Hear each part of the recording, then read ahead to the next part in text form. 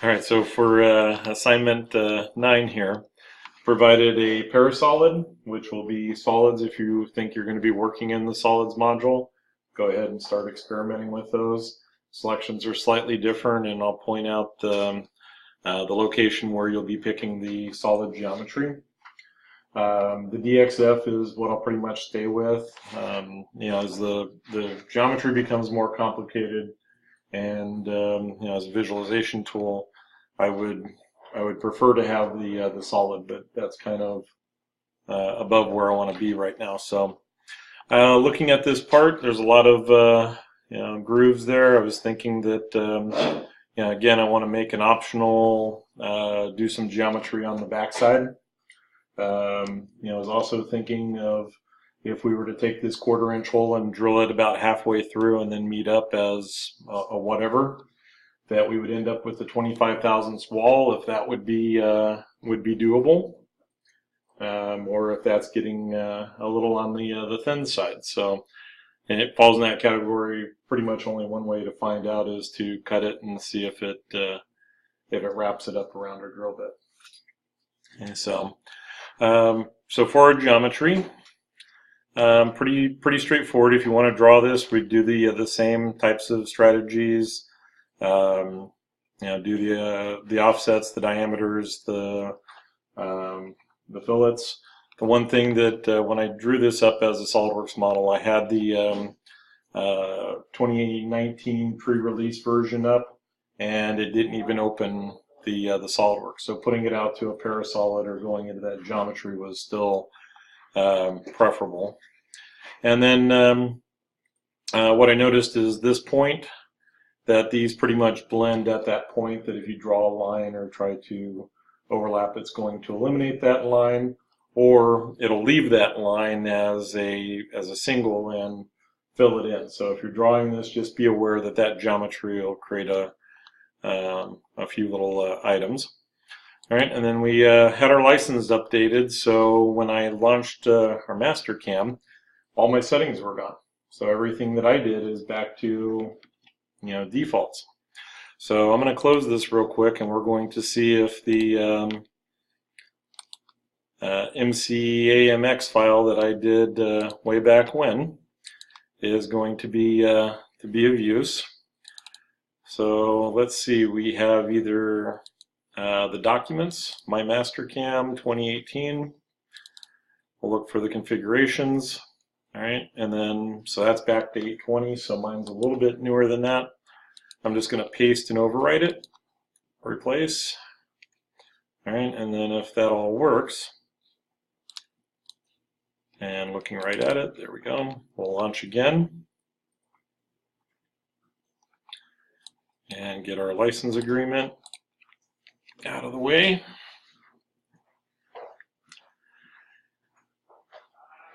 And if it finds my configuration file, well, we've got the screen background. My grid didn't exactly get turned on, so, well, I got the colors back.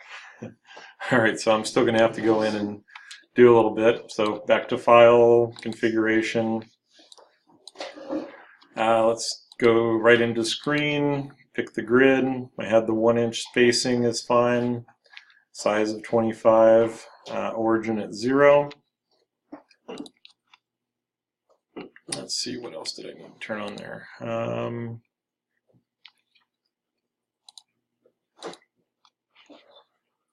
Okay, so those were all of the settings. Let's take a quick look at the colors. I may have to go back to the default. So we had the background. Wireframe geometry is in that dark blue. I think we updated that to either the green or the cyan.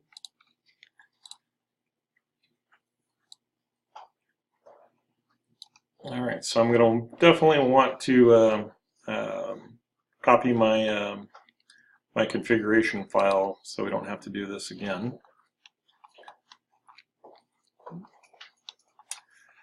So what else am I looking for? The selection group. All right, selection and selection window, yellow. Selection window at that dark blue. Let's go ahead and make that a green.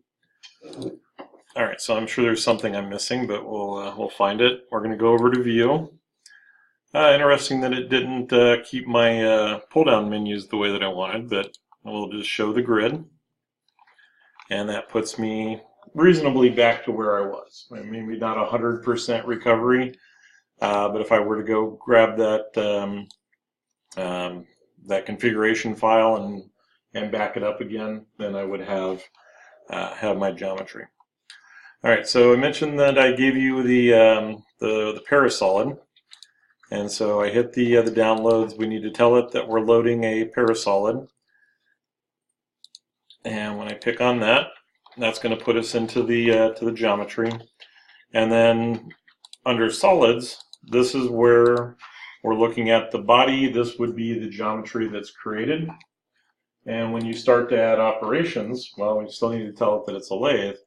When it picks along the 3D, well, let's go ahead and run through it real quick. I need a machine, need to tell it that it's the lathe, and I should do okay without the stock right away. Let's see if it'll just do the facing operation.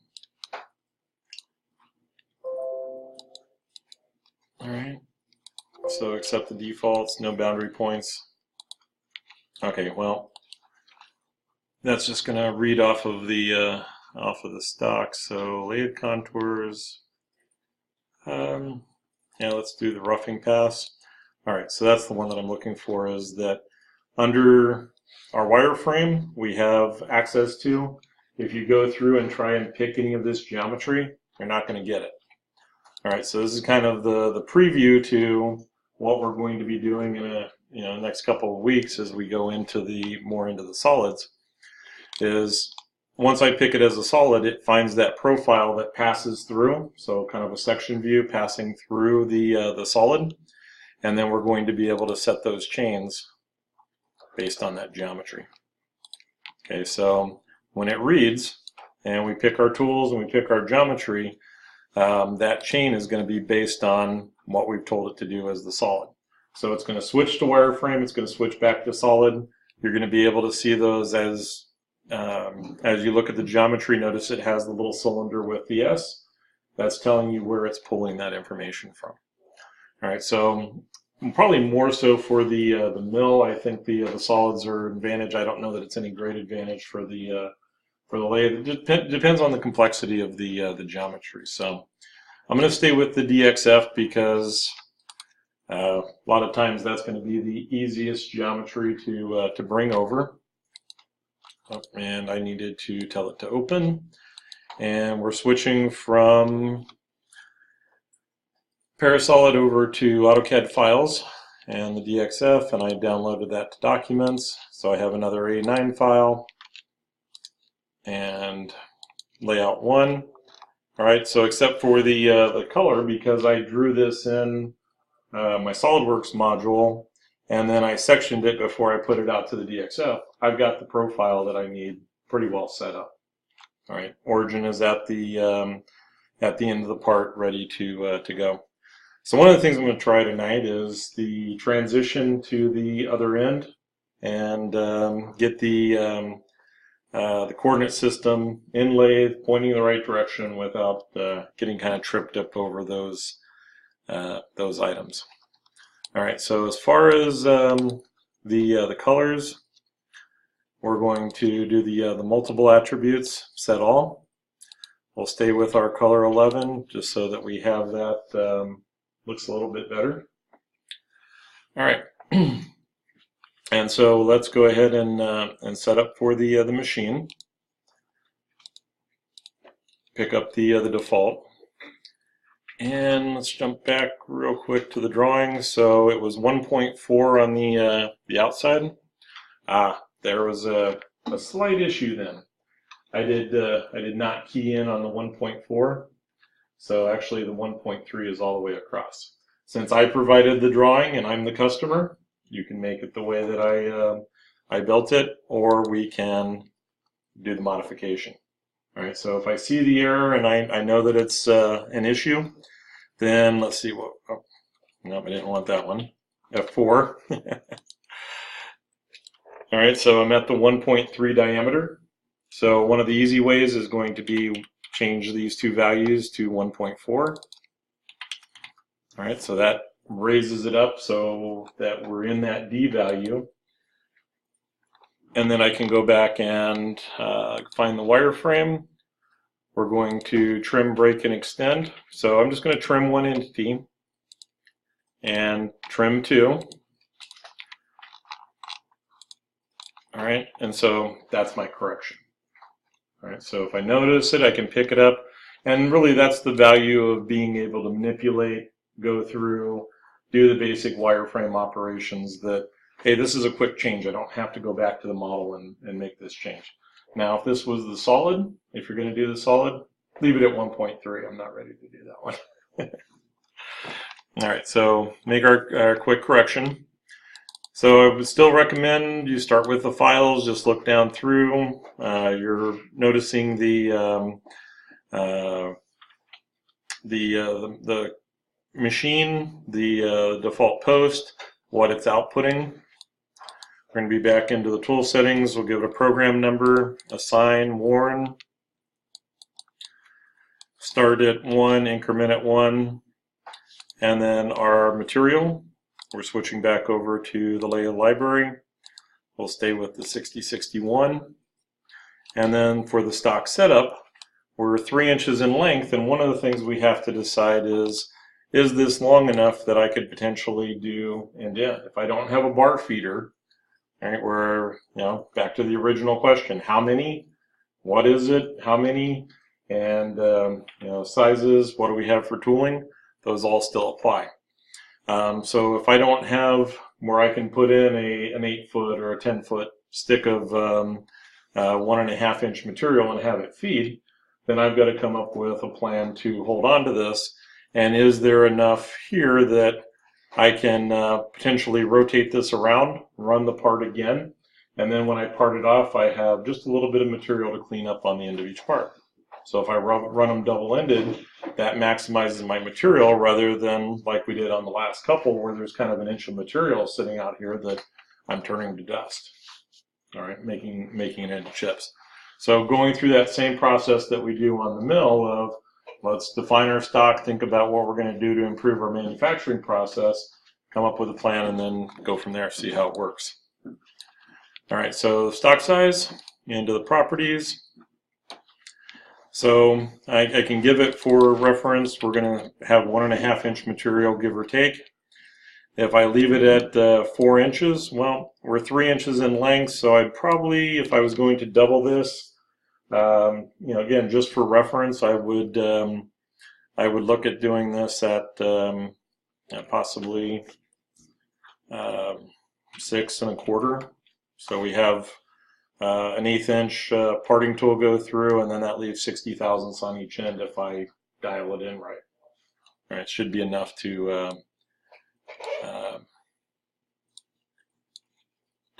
finish out those cuts. Let's go ahead and put 30 thousandths on the nose for cleanup.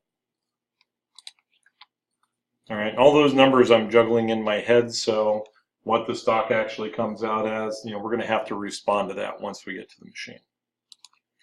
All right, so properties. All right, so if I have serrated jaws, the really tight grip serrated jaws, I'm probably not going to want to grip on this finished surface. They're going to mar them up. If we have soft jaws, and I'm cutting soft jaws to the 1.4 size, or I have step jaws, all right, that's a consideration. Am I going to be able to cut this all the way down and still hold my concentricities? Probably not. All right, so we're going to have to kind of, again, plan for how tight of tolerance is this be, how much run out are we looking at, and I definitely don't want to score up this finish after we've gone to the trouble of cutting it. So, limitations to being able to turn this part around. If it comes down to where this is a really close, tight, nice finish, I'm not going to turn it around and grip on it with soft jaws. I'll go ahead and just say we have sacrificial material, and if I have to blast 1 inch of material off the back, so be it. That's the cost of doing business. All right, so again, some things to look at after we make one, and we can determine the conditions. Then we know what we're up against. All right, so OD1, we're giving it a diameter of 1 inch, and I'm going to send it back. We're going to be at -5 inches. Let's go ahead and preview. All right, so maybe not 5 inches. That's right, we were at 3 inches. So I'd like to keep that in mind at 4. And then my screen resolution, let's see, am I going to be able to get out of that? No, not the task manager. I need, well, I need that to, all right, hold on a second. Okay, hit the taskbar. We're going to see if we have enough room up here to, nope, now I'm getting that. All right, I'm going to have to work on my screen resolution. All right, so barely snuck that one in there. All right, so we have a grip, and I left it at, well, I'm not sure what I left it at. All right, so the jaws are out here. I will fix those given the issue with the screen resolution. All right, so standard procedure, we're going to face the end, whatever we're doing for saw cut, for cleanup, however the stock is prepared. So lathe tool pass, we're going into that facing operation. We'll stay with our roughing. I think we're going to be okay. Well, for the facing, let's go back to 5 thousandths max spindle speed. We know it's going to get there, so I'm going to back it down to 2,000. The previous 2 assignments, we had that large rotating mass, so 1.5 inches. I'm not as concerned about that kind of scary rotating mass, but I'll still limit it back at 2,000. See what the finish is. It's something that I can always adjust and update to. We're not doing any extra material for this one, variation in lengths. So we'll just let it cut. And we have our tool path. It overruns center, backs out. All right, so the issue with the grooves. All right, so everywhere this thing goes in is we're not going to fit that 55 degree. We're not going to fit a 35 degree in there. We're going to have to do something with a grooving / parting tool. All right, so I can go ahead and rough and get the majority of the geometry in. So we're on a partial, and I want to pick close to that end, and then I'll let it go ahead and run off so that it can take those full passes, bring it to size. All right, so we're going to stay with our tool 1. Feed rate at 10 thousandths is still a little on the aggressive side. I'm going to back off 3 inches of extension, 3 to 4 inches of extension from the chuck.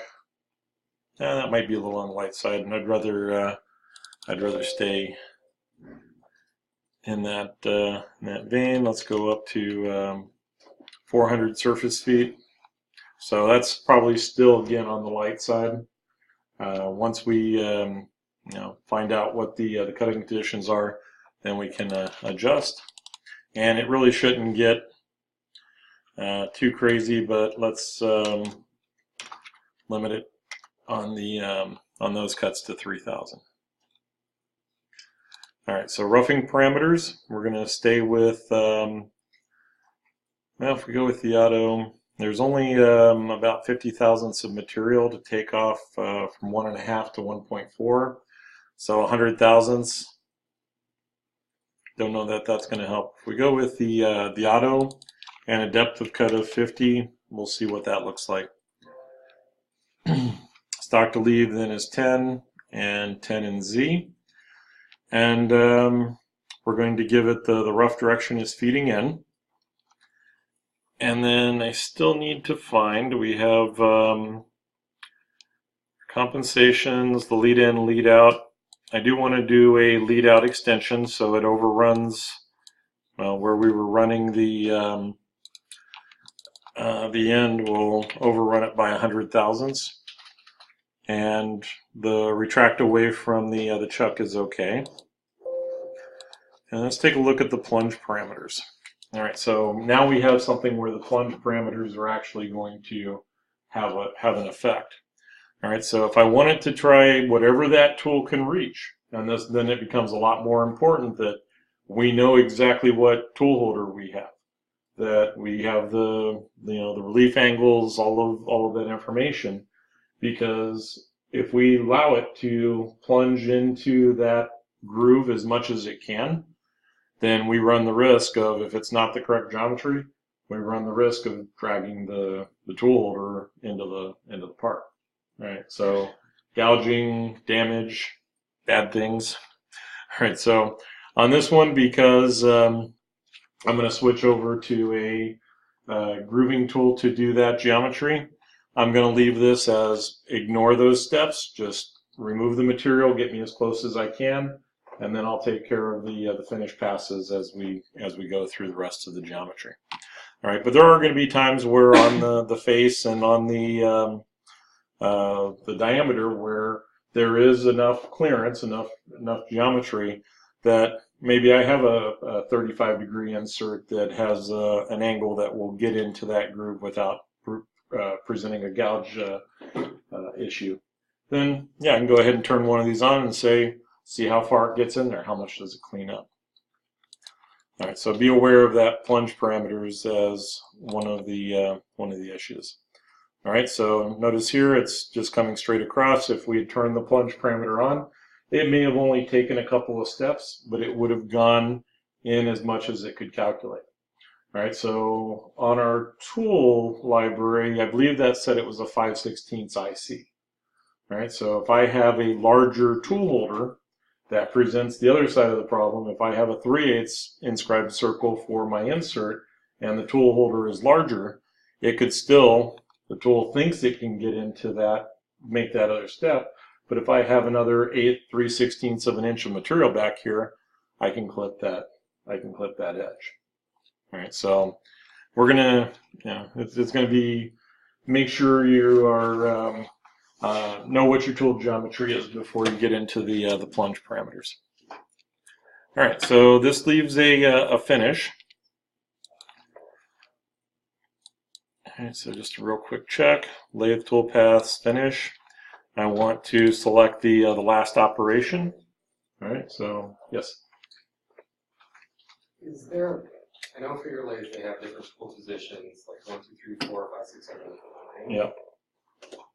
Is that something that is set at the machine, or is that something set here when you make? One of the things that we would have to do is if that turd is populated and those tools are standard tools, then we go out to the machine and we make our list, and we find out exactly what the etching on the side of the holder.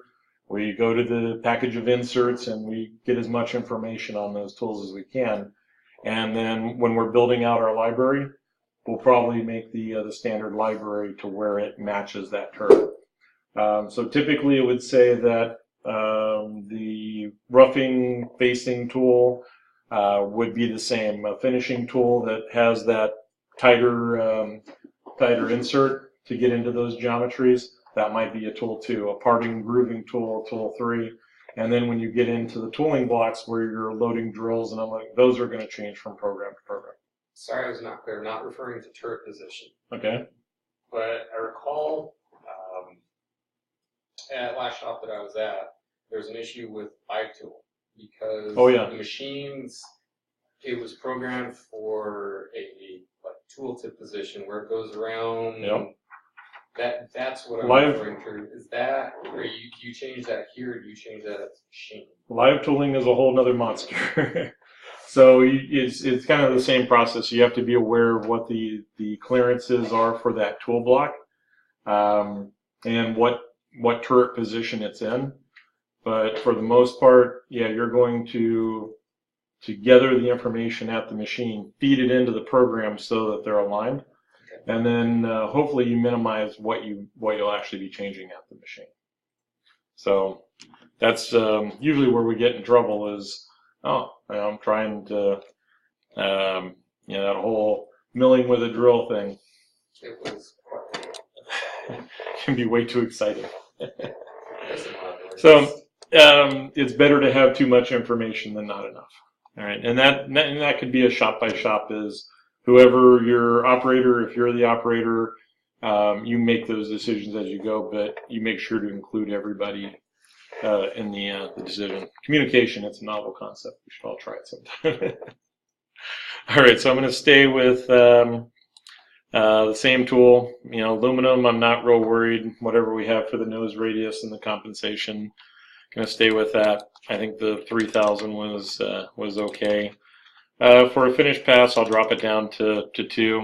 Again, we can always speed that up if I'm getting decent surface finishes.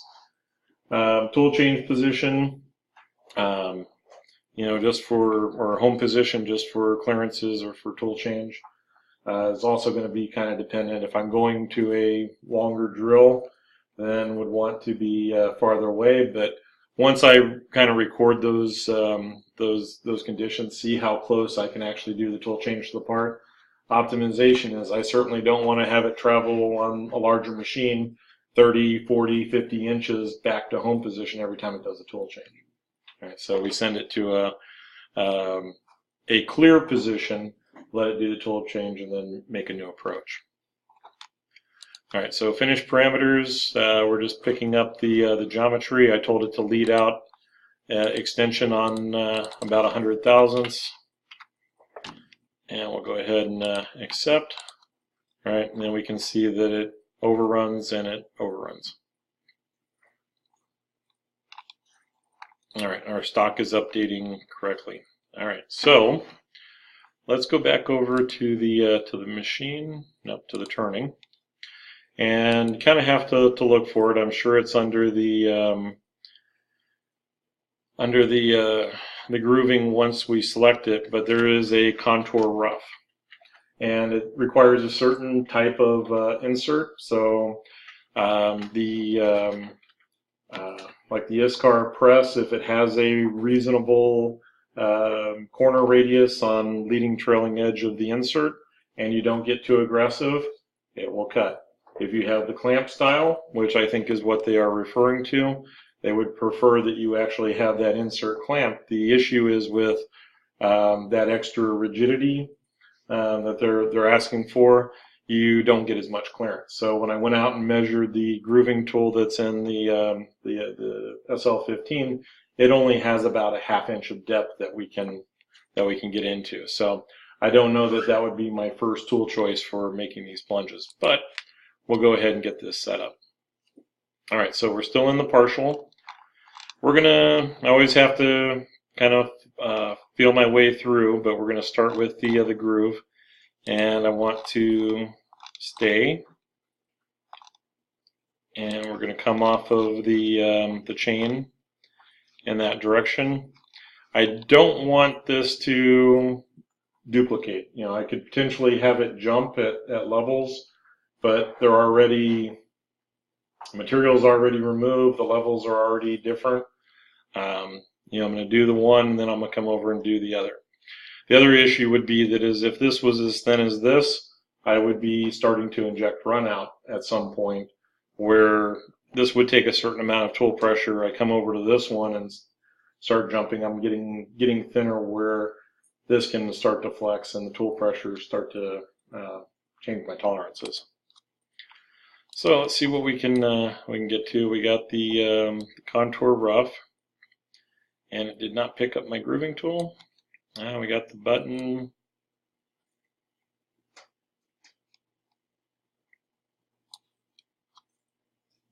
I thought I picked the right one. It might have been a contour groove.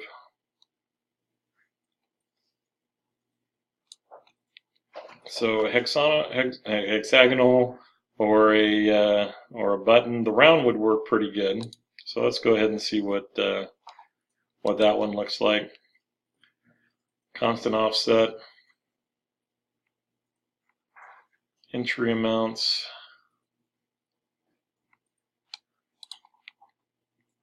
All right, so collision on the very first one. And let's go ahead and save the operation for just in case, but I'm going to leave it in that has a dirty operation. All right, so let's see. There we go, plunge turn, one away from it. Create a tool path that adds lateral movements to a groove style tool. And then it flashes the warning, says make sure that you have a specific. And then the chain, we're going to, let's see if it'll just pick the last again. All right, so I want a, let's see, now I have to visualize 1/8 inch and left. Okay, certainly not going to run at 10,000 RPM. Grooving tool, because of the tool pressure along the face, the leading edge of that that grooving tool, I would think that maybe 1,000 RPM would be, you know, my max tolerable. Depends on how much it squeaks and how rigid the machine, the tool ends up. So, all right. So groove angle of 90 degrees. We're using this stock outer boundary, which means that all this material has already been removed. Let's see. Extend groove to stock. We'll see what that does. Our turn rough parameters. Clearance for any movement is 30 thousandths away. Depth of cut. Well, part of the reason that we need that clamp style holder is because those lateral moves, these aren't really designed for moving in that lateral or axial along the axial. They're pretty much intended to plunge into the radius, part the tool, or part the stock, or groove the stock.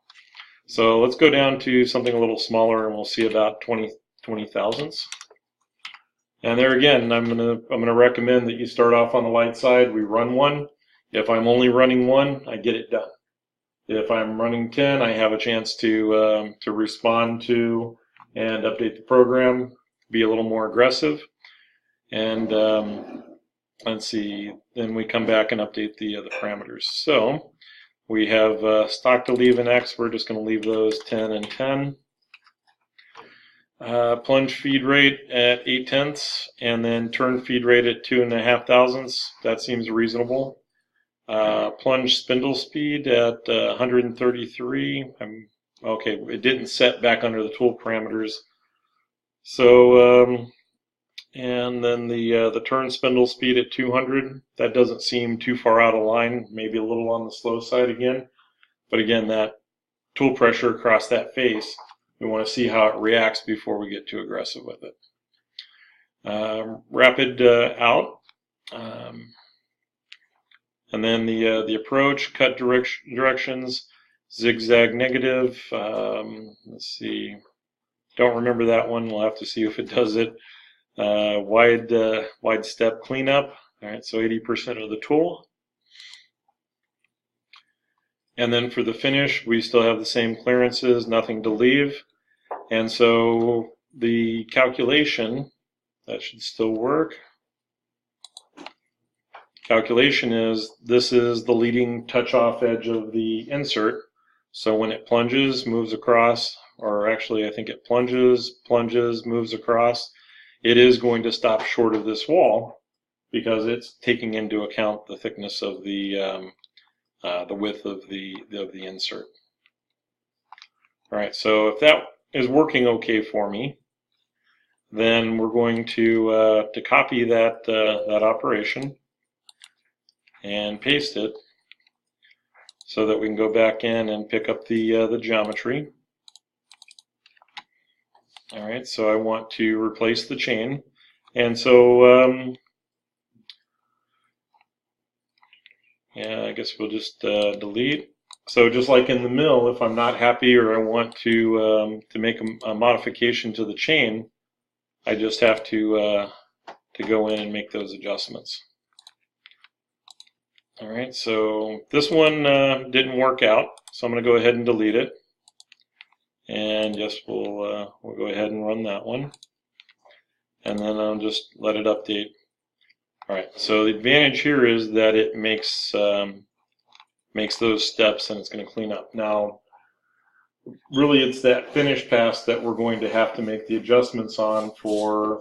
Is it leaving a nice enough finish? Are we moving too fast? Are we getting chatter? those types of things. All right, so our drawing shows a 1/4 inch diameter, 1/2 inch deep, and they drew it to the end of the drill tip. So that's kind of important that we don't include the drill tip if we're concerned about the shoulder. So we'll set up for the drill operation. I'm going to go ahead and clear my display. Notice that the stock updates.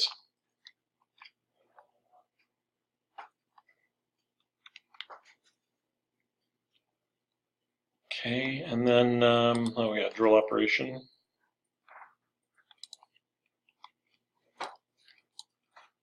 All right, so typically if I have a spot drill available, I'm going to spot or center drill. So probably would prefer to center drill. Still don't like those high RPMs, and if I'm at the max of the machine at 3,000, I'm okay with that. 1,000 RPM for the spindle speed, feed rate. We'll back that off just a little bit for the center drill. All right, so no peck, and the depth will go 1/4 inch. It works out if we have a number 3 or a number 4 center drill. We're going to be close to 0.25 to get a 0.25 diameter. All right, and if I'm trying to initiate that edge break at the same time, then I can adjust and tell it to go a little bit deeper. We're not allowing for the drill point. Oh, sorry, I'm already into the other drill now. Not doing drill tip compensation or any of those, and we're not picking up any of the other parameters. And did I hide that one? No, it didn't update. Oh, now we picked the center drill. I was just looking for that geometry. Okay, so well, we measured that first one. I was on the diameter. I was going to say, do I have a scaling issue, or actually it's not showing my updated stock. All right, let's see if it will pick up the drill. So I'm just going to copy it, and then we're back into the parameters and toolpath parameters. I'm looking for a standard drill, and so we have the 1/4 inch. All right, and my spindle speed for high-speed steel going to be probably closer to the 3,000, but I'll bump it up to the 1,600 to see how it goes.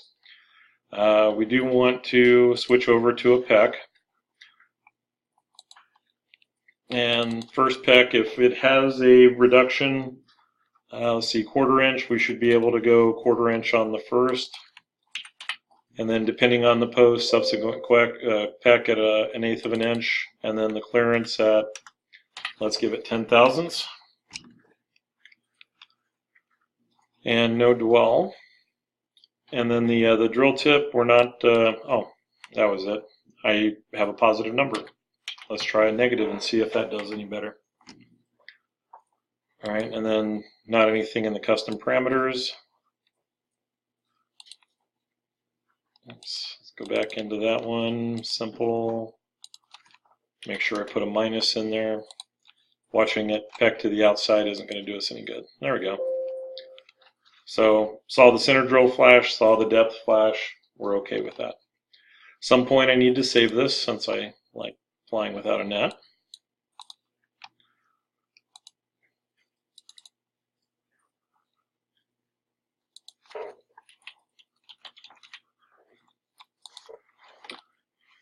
All right, so our grooving tool, which we changed into, we'd go back. So let's say that we have enough length to perform the cutoff.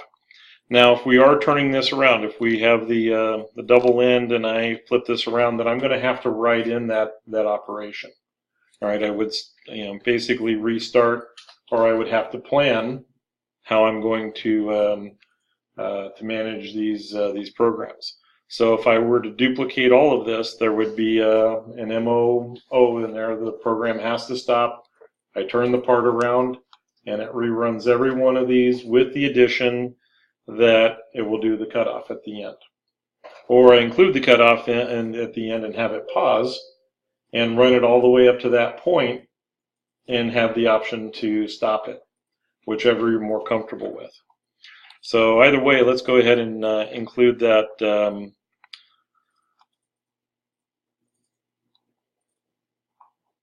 yeah, there's miscellaneous ops. I'm not sure if that's something that it's expecting the machine to do.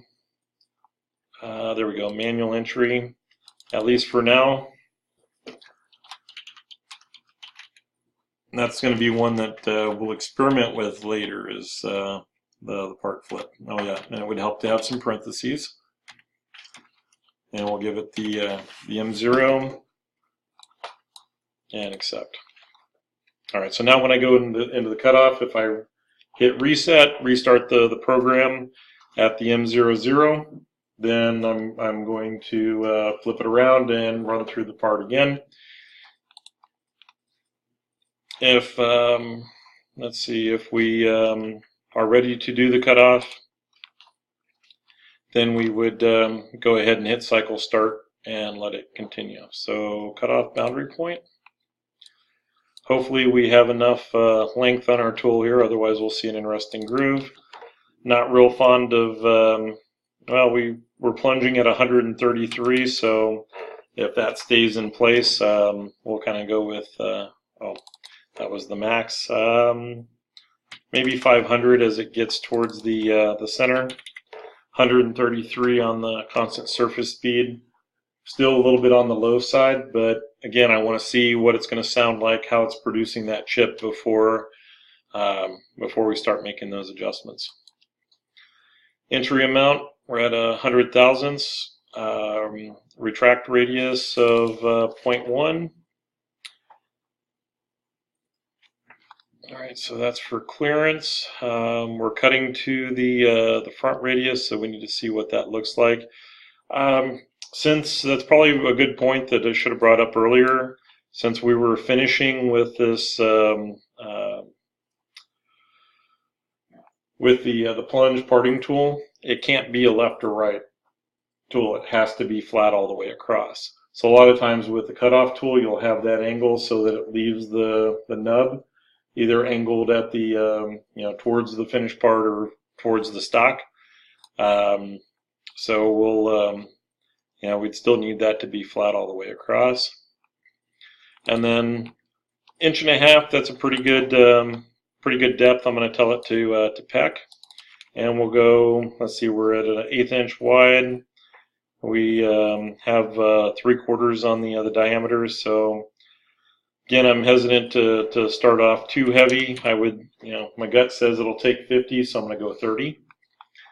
And then the last increment would be, so if we have the parts catcher, is it going to catch the part? Is it, you know, is it going to be the right size to catch the part, or are we going to pick up those numbers? So let's see. So last increment, we'll go with a 10 thousandths peck, and then a dwell. We could set the dwell on the last peck only. All right, and then if we wanted to leave material, let's see, where is that? Yeah, it's pretty much going to go past retract radius, tangent points. So X tangent point, if it gets going to the groove, well, let's see what a 100 thousandths will do.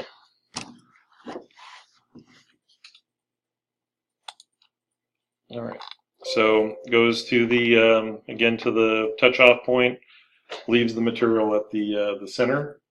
If we want to do something to be able to do something slower, and let's go ahead and see what this looks like.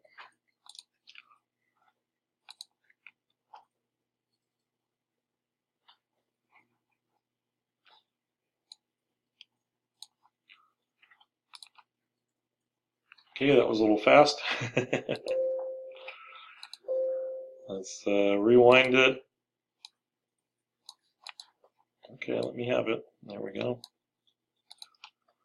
All right, so face or roughing passes. All right, so the groove starts at each end. All right, and there are some advantages to doing that. It's leaving the little stair steps, comes back and finishes. And then when it does the peck, if we don't have the relief, I guess we had the relief. It would also show that it gouged over here by putting in the 45 degree. All right. So let's pause there for a second. All right. So one of the things about the simulation, when we rotate it over, it's putting us back into that kind of isometric mode. All right. So I mentioned one of the things that I wanted to try was if we have this like 25 thousandths wall, if I were to put that 1/4 inch in deep enough, then it would be on center with my geometry. And then when I flip it around, whatever I decide to put in on the back side, we could start to manage that geometry. All right, so I'm going to go back into the drill parameters, and I was trying to just kind of do the off the top of my head, jobber length, 1/4 inch drill, 3 inches is a stretch. We're not going to push it all the way through the part, but I should be able to get it probably 2 inches, and then that would make sure that it intersects. So for our optional. And so the concern would be that as this is spinning, I'm not generating any radial tool load. So all of this is completed, but I have this really thin wall. So any kind of bump, any kind of, say just any kind of impact on that surface, we're not as thick or as stable as it once was.